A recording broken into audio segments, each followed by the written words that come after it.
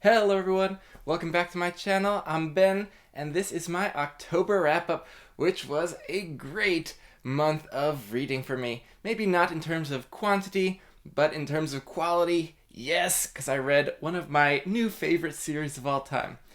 But before we get to that one, which you might be seeing over there, I do want to mention that I started the month by finishing off my third reread of Shadows of Self. That's Mistborn Era 2, Book 2. And I know people often say this is an improvement on Alloy of Law, but I have a lot of affection for Alloy of Law. It's a fun romp, and I had a good time with it again recently. But Shadows of Self might be my single least favorite Cosmere book. I still like it, it's still okay, but it takes Era 2 into a very dark place, and I'm not in love with the main plot, the Khandra plotline. We lost a lot of the fun action scenes that use the magic systems I love so much from Alloy of Law and even the next book, so maybe I won't reread it for many, many years until a lot of the details for all the plot beats and reveals have fled from my memory and I can experience it fresh, because a lot of this series does depend on really major plot twists, and there aren't too many scenes even in a lot of these books. They're very long, big sequences, and this one I felt like I knew what was coming, and so it just didn't have a lot of impact. I was kind of going through the motions, but it was worthwhile because I do want to be refreshed on all these characters and plots leading up to the Lost Metal, since Sanderson is so good at endings. And with the Lost Metal still being more than a month away at that point when I finished Shadows of Self, I wanted to save book 3 for a little while, so I was thinking, I want a short kind of series to really dive into for this month to tide me over until that comes out. And so I chose The Warlord Chronicles by Bernard Cornwell. That's his Arthur retelling, and the 3 books are up here. The Winter King, by the way, is not supposed to be green. That is totally a misprint from the publisher or the printer. It's supposed to look really nice, and there's issues with book 2 as well, so I'm hoping I'll be able to trade those out at some point for the real versions. But the books were incredible. I've seen so many people on BookTube recently reading these and loving these, and now I know why. The audiobooks especially were fantastic. I did it mostly on audio or sometimes immersive, but Jonathan Keeble is just an outstanding narrator. He puts so much emotion in to where it is appropriate. His default narration is just full of gravitas, and then when he does voices, though, there's so much performance in each of the voices. You know exactly who's speaking, and then he becomes so enlivened during the climactic moments, and it just really revved me up when I was immersed completely in these endings of the books especially. But this was an interesting trilogy for me because it did take me a while to get into book 1, Winter King. Winter King throws you right into this roiling political situation around the year 500 AD in Britain, at a moment when a major kind of king who had united all of these different British kingdoms had just died, and Arthur is his illegitimate son who doesn't want to take the throne, and there's this baby heir that needs to be protected, and as Arthur is the steward of this kingdom of Dumnonia. And then the Saxons are invading from the coast and coming in from Europe, and so they're needing to deal with conflicts among the British kingdoms so they can then put forth a united front against the invading Saxons. And there's all sorts of politicking going on, of religious factions in conflict. It was just utterly engaging. I felt completely transported to another time and place.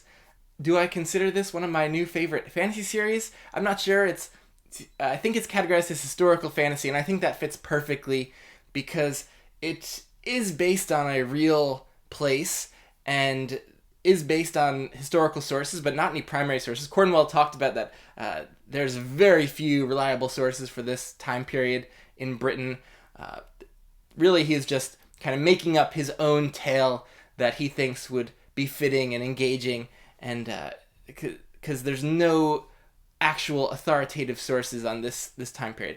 So it is almost completely fictionalized, and we don't know if a lot of these characters even existed, certainly not what they did, how they related to each other. So Cornwell makes it his own, and I'm interested to try new Arthur retellings to see what all the differences are.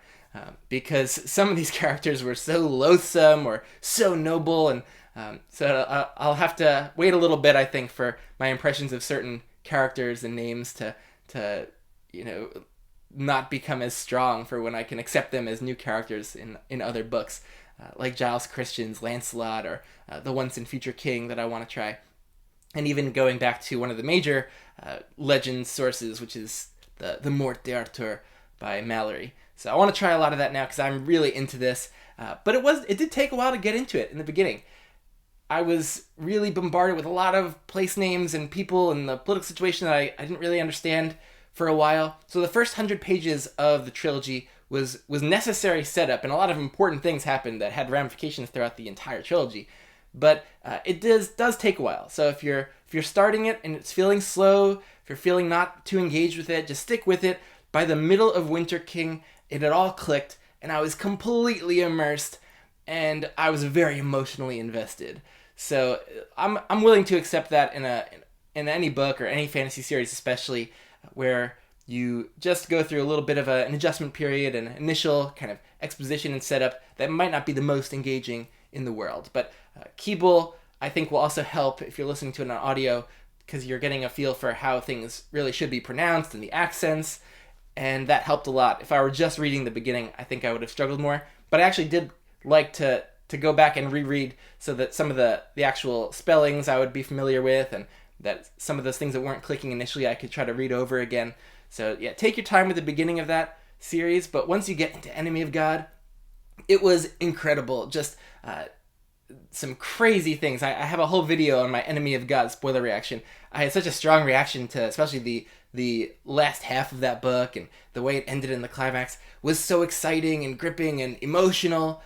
And then it just carried through in Excalibur, and then lots of intense things were happening in the middle of that book, and I'm like, how is it still going to continue on for half a book? And boy, was I not disappointed. The relationships between all the characters really came to a cathartic head by the end, and the ending was just magnificent and really perfect. And like a lot of the series, it left the question of, what the magic was it real or not, a little ambiguous. And so just a tremendous journey. I'm so happy I read it. I'm missing being in that world and hearing Keeble's narration. And I really look forward to rereading it at some point when some of the details have faded, because it really, I think, is a new favorite series of mine. I just was gripped and cared so much. And I think now, going back to the Winter King, I'll be able to kind of get immersed from the very beginning. I also just love the frame narrative. We didn't spend too much page time in the present day where Durfel is kind of writing down this story. But every time we went back, I just absolutely loved that portion. And I want to compliment Cornwell here with the character work, because not only did I care so much about Durfel, who's the main character in telling the story, but the side characters, even ones that didn't get much page time, I either felt so much affection for or absolute loathing for. There wasn't too much in between in this series, and I love that. And so yeah, I'm just cared so much about pretty much everyone in here was distinctive, and yeah, bravo on the character front. The writing was lyrical, which was kind of a surprise, because with Sharp, the prose and the writing is just very to the point. But this, it felt like the writing fit the storytelling style and the time period, and so I just have no complaints. Love the series. Check out the Warlord Chronicles, especially on audio. If you have not, I don't think you'll be disappointed. So yeah, that is the heart of my reading month, and it went fantastically.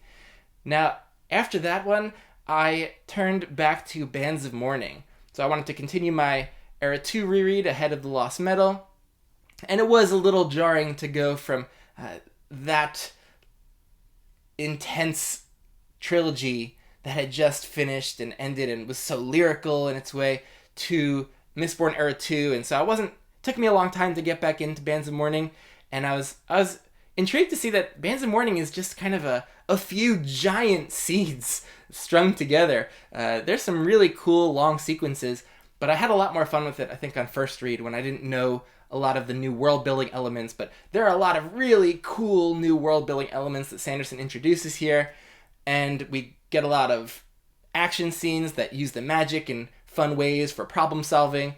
And so I really like that aspect of the Mistborn series in general. And then at the end, though, I finally felt like I was back invested with Mistborn Era 2 because the climactic sequence got me a little bit emotional. A lot of the build-up from the first couple books with characters now really paid off for a classic Sanderson ending that combines just intense action with high stakes for the world and for the characters, with intense personal stakes and emotion for multiple of the characters. And it just all came together for a fantastic ending. One of my favorites, I think, in the Cosmere books overall. And so I really love that ending, and it got me pumped for the Lost Metal, which I wish I had just right now to dig into. I guess I could read the preview chapters, but to tide me over, I think I need just some short things that I don't get swept up in another big series before I go back into the Lost Metal. So I picked up the next Sharp book. So this is Sharp's Escape by Bernard Cornwell. That's Sharp number 10 out of 23 and counting, maybe. But I'm loving this. This is just a classic Sharp book. I'm in the middle of this right now. You have a big set-piece battle, between the British and Portuguese on one side and the French attacking them on the other. You have a loathsome kind of villain that is Sharp's kind of fictionalized personal enemy for the book. You have a classic incompetent new British officer that's giving Sharp trouble, who's only in his position because of nepotism and money. And this just overall feels like a great classic Sharp book that's a nice interlude for me between bigger series. So maybe after this I might go for the next Sharp book, and then it'll be Lost Metal time, which I am very excited for. I think Sanderson is about to go full Cosmere on us. So I'm just intrigued to see what new stuff comes up with the lore and world building, and also characters that I've spent years with, and seeing their story come to a close. I know Sanderson's usually really great with that, so I'm pumped for that this month. I don't really have any other things that I'm planning for yet, so I'll try to just see what I'm in the mood for. And yeah, it was a great month overall. If I had to say a book of the month, that would be really tough between Enemy of God and Excalibur. I loved both of them. I was just fully engaged in both for every page, emotionally invested. Enemy of God might have had maybe a crazier climactic sequence, but Excalibur was great through and through as well. So tough to choose. I think I'm just gonna go for book of the month, the whole Warlord Chronicles trilogy for me. This month is basically gonna go down in my memory as the month of the Warlord Chronicles and getting into the Arthur tale for the first time. And it was a great ride. And so yeah, fantastic reading month for me. And yeah, let me know if you read any of these or how you feel about them. Let me know how your reading month was, and I'll see you next time.